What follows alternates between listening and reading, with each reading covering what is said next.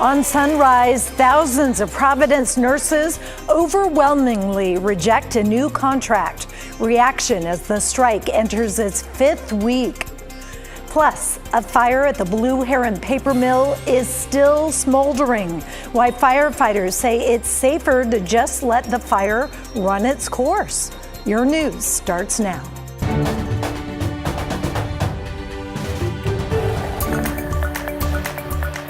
Good morning, and thanks for getting up with us on this Saturday morning. I'm Libby Dowsett. We will get to your headlines in just a minute, but first let's get a check with Daisy Caballero on our weather. Yes, good morning. Happy Saturday. Yes. Also, happy Saturday to you all at home, showing you the satellite radar because it's been fairly active within the last few hours and really since midnight tonight. You can see some of those scattered showers in our region, and of course in those higher elevations. We're talking some snow. So snow levels are down, could range between 500 to 1,000 feet. So there is possible for us to see a wintry mix again in some of those higher elevations. Not expecting for that to be the case here in the valley for today. Last check out at PDX, 37 degrees as we're showing you the Rose City Skycam. Winds coming out from the east-southeast at right about 9 miles an hour. The rain, it's been coming down, right? A little bit more than 1/10 of an inch for the Rose City, almost that for Troutdale. Close to that, actually, as we're looking at Hillsborough and also for Vancouver. But who takes the cake? Astoria, nearly 4/10 of an inch. Really quick look at your current temperatures, 36 degrees for Hillsborough, also for Tigard, 34 over in Gresham for 36 for Kaiser, 39 degrees for Salem. Here's your day at a glance. Again, we're not expecting for the wintry mix to continue all the way throughout the day. By right about noon, our temperatures will be increasing to the low 40s, and that will be the case for the Rose City. And then we do actually start to see some clearing for the second half of the day. We have a lot to talk about, including a winter weather advisory in the areas that you see highlighted here that include also some of the West Hills. More on this coming up. Libby, back to you. Thank you, Daisy. The largest healthcare workers' strike in Oregon history now moves into its 5th week. Friday, nurses rejected a contract deal brokered by their union and Providence Medical Centers. The Oregon Nurses Association, and that is the union, says 83% of nurses at 7 Providence hospitals voted no on the contract. ONA saying this sends a message to Providence that, quote, this offer failed to adequately address the underlying systemic issues that have plagued Providence hospitals for years, end quote. Nurses on the picket lines this week told us they were not happy with the tentative deal. Same exact agreement that they wanted to give us in October is what they're offering us now, with a few more supplemental increases, but nothing of significant value. In a statement, leaders of Providence say they're disappointed in the results and will explore next steps with federal mediators and the union. Meantime, dozens of doctors at Providence St. Vincent are still voting on their contract, with that deadline coming later today. But they told us even if their members approve the deal, they'll stay on the picket lines as long as the other nurses are striking. At the same time, more than 2,000 nurses at 3 other Portland hospitals have voted to unionize and join the Oregon Nurses Association. Nurses at Legacy Emmanuel, Randall Children's Hospital, and Good Samaritan Hospital voted to join the Oregon Nurses Association with nearly unanimous support. This means the nurses will begin negotiating their first union contracts as part of ONA. The last couple nights with the vote counts, it was, the pulse in the room was just electric. It was so exciting watching all of those yeses roll in for that near unanimous vote. This is going to lead to nurses who have more and better resources to take care of their patients. The community is going to feel that. A spokesperson from Legacy Health tells KGW it respects the rights of their employees to choose whether to be represented by a union, and that Legacy is committed to establishing a productive dialogue with union reps.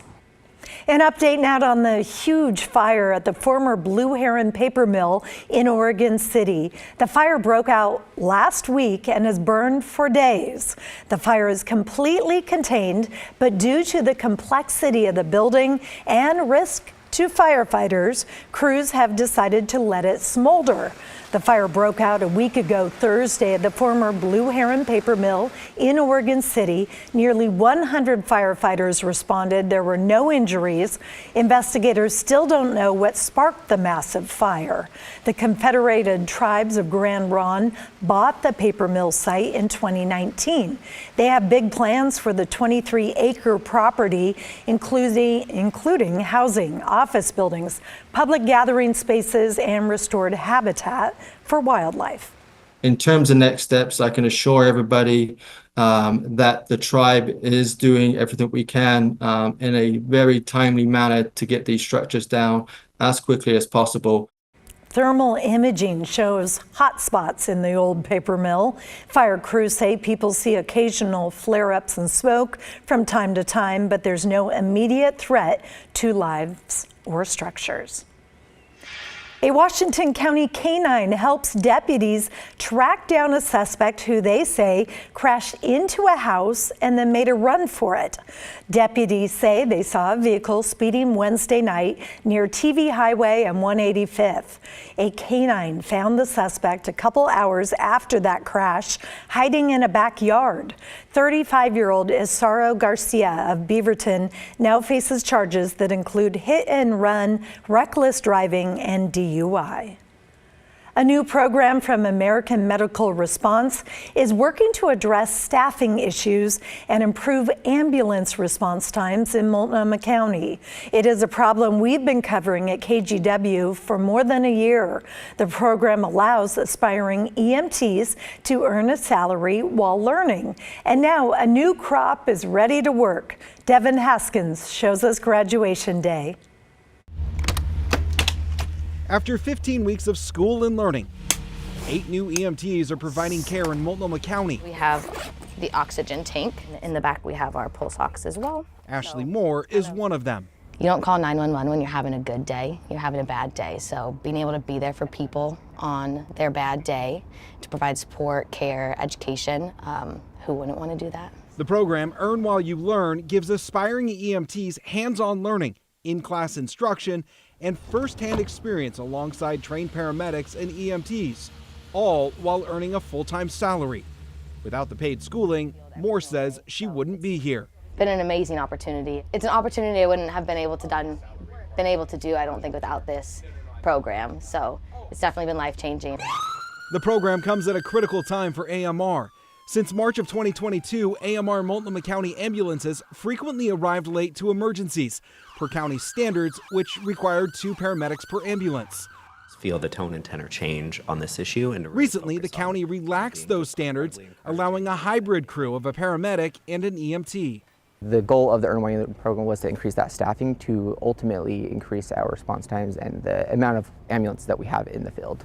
The program attracted over 300 applicants, with just 15 being accepted and 8 making it to graduation. It's a hard class. There's education that has to be done. Right? Carmen Kurtz was an instructor for the inaugural class. It's super important to be involved because of access and education. We have a shortfall in EMT providers and EMS providers around the country right now, and anything our institution can do and our faculty can do to help grow that and get people interested.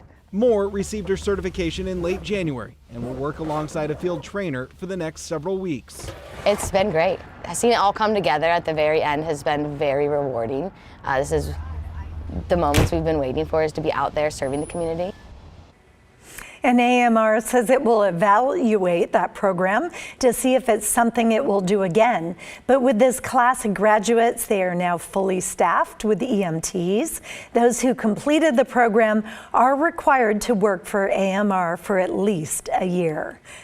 As we mentioned, our investigative team has been covering the AMR staffing crisis for more than a year. If you text the letters AMR to 503-226-5088, we will send you a link to all of our reporting on this. We've been telling you about the soaring costs of eggs. Now it looks like they're becoming a target for thieves. A West Seattle restaurant is the latest target of an egg burglary. Police say the breakfast bandits sought out bacon, ground beef, blueberries, and eggs at Luna Park Cafe. Surveillance cameras captured the crime early Wednesday morning with 2 people loading items into a white van, including 540 eggs.